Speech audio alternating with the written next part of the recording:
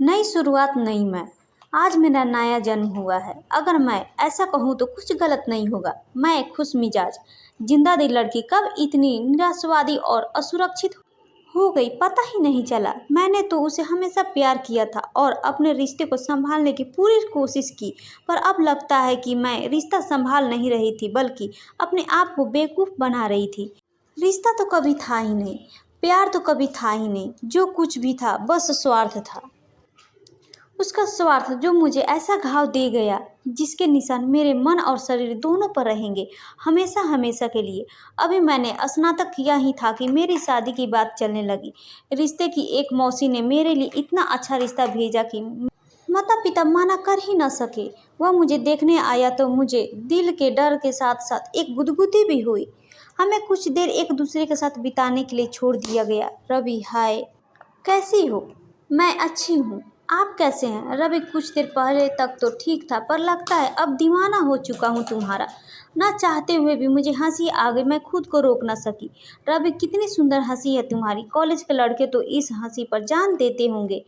मुझे क्या पता, मैंने कंधे उचकाकर कहा। रवि, उफ, ये सादगी, मैं तो फिदा हो गया। लड़के वाले शादी के लिए तैयार थे, हमारे परिवार को भी रिश्ता मंजूर था। सो आनन फानन में 1 महीने के भीतर ही मैं ससुराल पहुंच गई।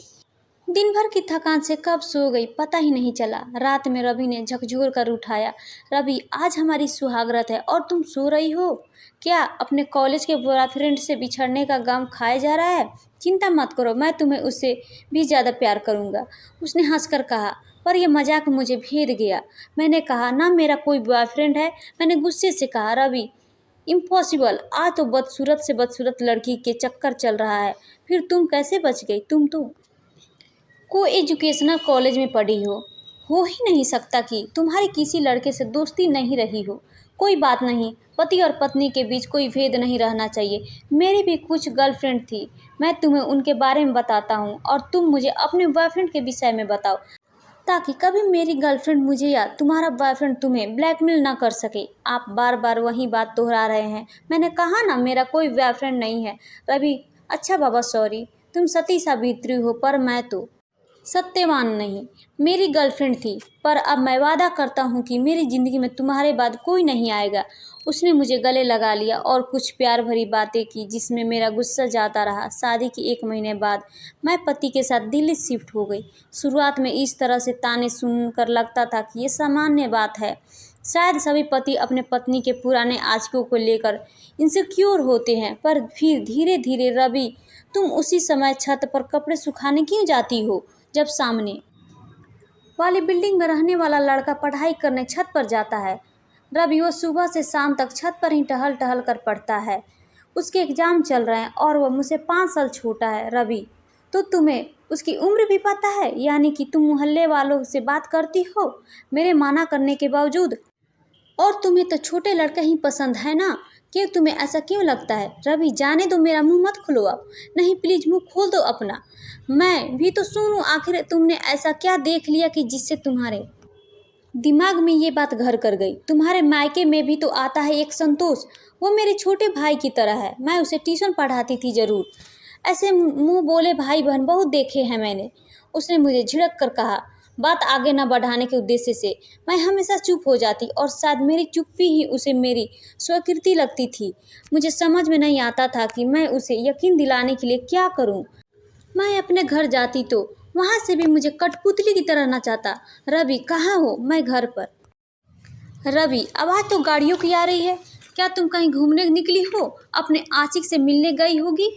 मेरा घर सड़क के किनारे है, यहाँ गाड़ियों की आवाज़ नहीं तो क्या सुनाई देगी? रवि, यार तुम तो बुरा मान जाती हो, मैं बस मजाक करता हूँ। अच्छा, घर पर हो तो सासू माँ से बात करा दो। मैं जानती थी वो सिर्फ कंफर्म करने के लिए माँ से बात करना चाहता है कि मैं दिन भर कहीं गई तो नहीं। मेरी भोली भाली माँ उसे बता देती कि मुझसे मिले संतोष आया या मैं अपने घर के बगल में रहने वाली फ्रेंड के घर गई, और ये बातें दिन भर मुझे सुनाई जाती। मैं मायके जाने से डरने लगी। मेरे फ़ोन फॉरवर्डेड चेक किए जाते और रिकॉर्ड चेक किए जाते। अड़ोस पड़ोस की औरतों से भी बात करने की मनाही थी। अव्वल तो मायके जाने नहीं मिलता, या जाती भी तो पति के साथ जाओ और उसी के साथ वापस आओ। मैंने जब रवि से कहा कि मैं अभी बच्चा संभालने के लिए तैयार नहीं, इसलिए माँ नहीं बनना चाहती, इस बात के लिए उसने मेरी माँ, मेरी चाची और मेरी मामी सबको फ़ोन मिला दिया। माँ जी, आप ही बताइए, क्या मैं आपको इतना निकम्मा लगता हूँ कि अपने बच्चे की परवरिश नहीं कर सकता? मल्टीनेशनल कंपनी में सॉफ्टवेयर इंजीनियर हूँ। मेरे परिवार वाले भी बच्चे का मुंह देखने को तरस रहे हैं। आखिर घर का सबसे बड़ा बेटा हूँ और ये कहती है मैं माँ नहीं बनना चाहती। कहीं मैं अपने घर वालों को ये बता दूँ तो हड़कंप मच जाएगी, पर मैं नहीं चाहता कि मेरी पत्नी के विषय में कोई भी गलत धारणा बनाए, इसलिए मैंने सारा इल्ज़ाम अपने ऊपर ले लिया। वो हमेशा मुझे दोषी ठहराकर खुद मासूम बन जाता। मेरी माँ, मौसी और चाची सब ने मिलकर मुझे यही सलाह दी कि भले बच्चों को लेकर तो ससुराल में सभी को बहुत आशाएं होंगी, उन्हें मत तोड़ो, और आखिर मैं गर्भवती हो गई। यूँ तो मेरी सास कभी मुझे फ़ोन करती थी, पर जब भी करती थी तो बस यही ताना मारती थी कि मैंने उनका बेटा उनसे छीन लिया। मैं खुद नहीं जानती कि मैंने ऐसा कैसे और कब किया।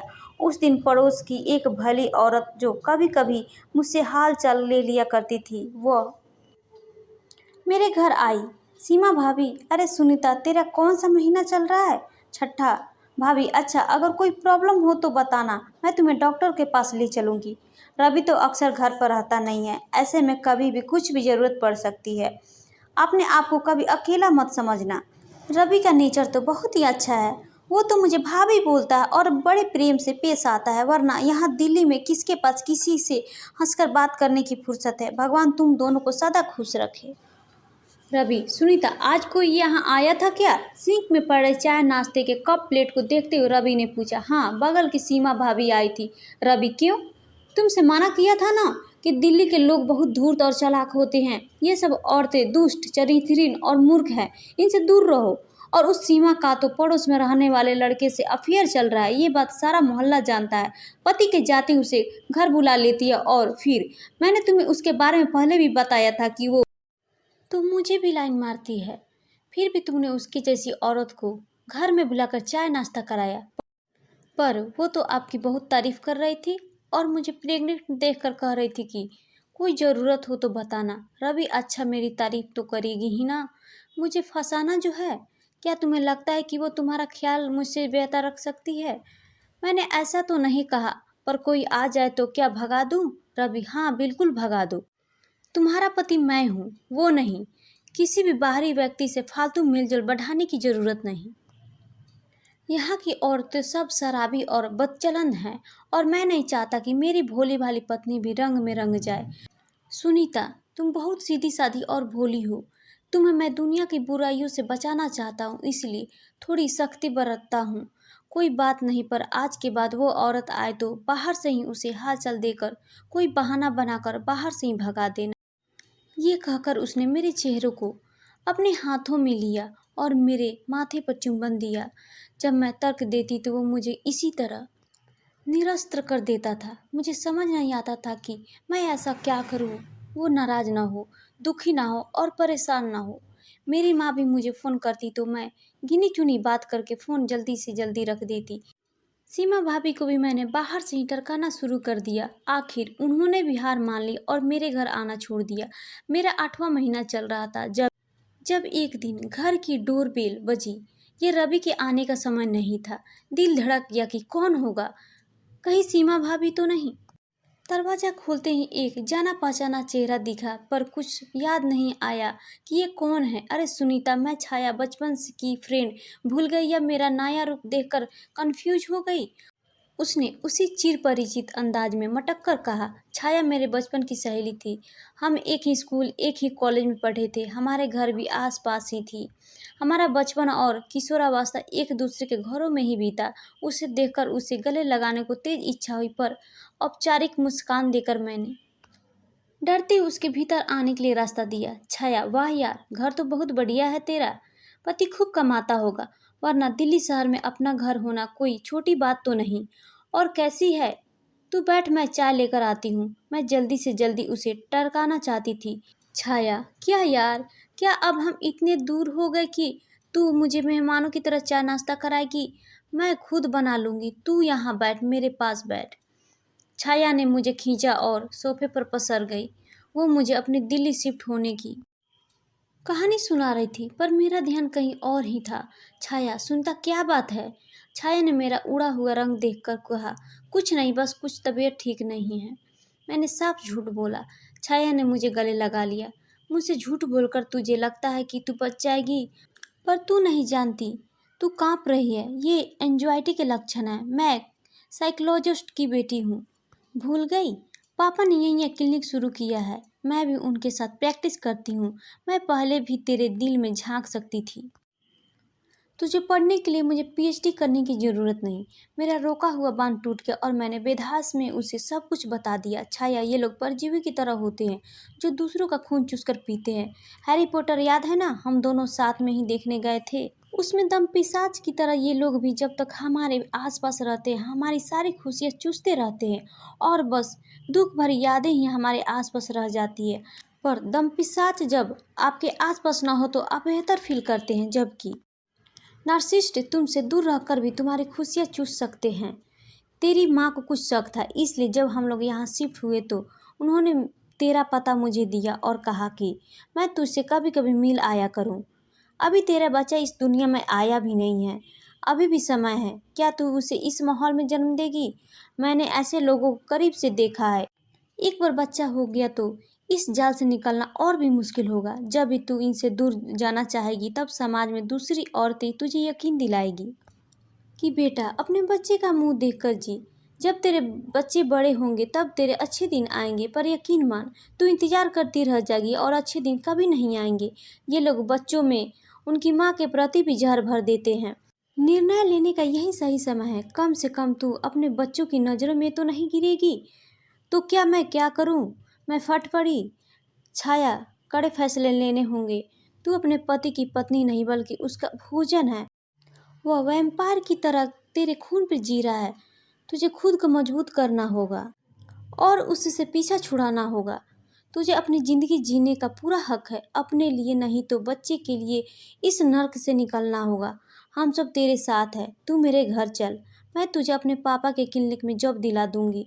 वो तुझे धमकियाँ देगा, डराएगा, बुरा भला कहेगा, पर वह खुद बहुत कमज़ोर है। यकीन मान, तेरा डर ही उसे ताकत दे रहा है, वरना वह किसी खरगोश को भी नहीं मार सकता। छाया ने बहुत देर तक मुझे नर्सिस्ट की कहानियाँ सुनाई और मुझे अपने पति से तलाक लेकर नया जीवन शुरू करने का सुझाव दिया। मैं उसी समय अपना सामान बांधकर वहाँ से चली गई। उसके बाद शुरू हुआ मेरे और मेरे परिवार के लिए भयंकर त्रासदी का दौर। वो दिन भर मेरे घर वालों और मुझे धमकियाँ देता। इस बीच मैं एक बच्ची की माँ बन गई और मैंने उसका फ़ोन ब्लॉक पर लगाया, पर छाया ने हटवा दिया, यह कहकर कि उसकी धमकियाँ कोर्ट में उसके खिलाफ काम आएंगी। रवि, मैं तेरे जैसे छिनाल और उसकी नाजायज औलाद को एक फूटी कौड़ी नहीं दूंगा। मैं नौकरी छोड़कर सन्यासी हो जाऊंगा, कमाऊंगा न काम करूंगा। फिर तू कैसे मुझसे कंपनसेशन ले सकेगी? मुझे कंपनसेशन नहीं चाहिए। मैं म्यूचुअल सेपरेशन के लिए तैयार हूँ। बस तू मेरा पीछा छोड़ दो, मैं अपनी बच्ची खुद पाल लूंगी। रवि, तू और तेरी बेटी दोनों छिनाल करके पेट पालेगी। तू नहीं जानती समाज में अकेली औरत का क्या दुर्गति होती है। तेरी बेटी को भी लोग हमेशा बुरी नज़र से ही देखेंगे और बड़े होते होते वो भी तेरी तरह छिनाल बन चुकी होगी। अभी भी वक्त है, लौट आओ सुनीता। मैं तुमसे बहुत प्यार करता हूँ। मैंने कभी भी तुम पर हाथ नहीं उठाया, वरना कई पति अपनी पत्नियों के साथ कैसी बर्ताव करते हैं। हो सकता है मैंने कभी कभी तुमसे सख्ती बरती हो, पर मैं माफ़ी मांगता हूँ और तुम्हारे साथ नई शुरुआत करना चाहता हूँ। वो मेरी भी बच्ची है, उसे अपने पिता का प्यार मिलना ही चाहिए। मैं उसे राजकुमारी की तरह रखूँगा। वो अचानक गर्म और अचानक नरम हो जाता है, ऐसे रोने लगता कि पत्थर दिल भी पिघल जाए, पर मैं नहीं पिघली। अभी कुछ देर पहले ही तुमने उसे नाजायज पुकारा था। इतना सुनते ही वो अपनी लैंग्वेज पर उतार आया। उसे मेरी ना बर्दाश्त नहीं होती। रवि चीखता रहा और मैंने फ़ोन एक तरफ रख दिया। फ़ोन मैं नहीं काटती थी क्योंकि छाया के अनुसार उसकी धमकियाँ कोर्ट में हमारे फेवर में काम आएंगी। आज तलाक के पेपर हाथ में लेकर मैं बता नहीं सकती मैं कितना हल्का महसूस कर रही हूँ। यह एक नई शुरुआत है और नई मैं। दोस्तों, कहानी आप सभी को कैसी लगी अपनी राय जरूर बताइएगा और चैनल को लाइक, सब्सक्राइब, शेयर करना ना भूलें दोस्तों। फिर मिलते हैं नई कहानी के साथ। धन्यवाद दोस्तों, धन्यवाद।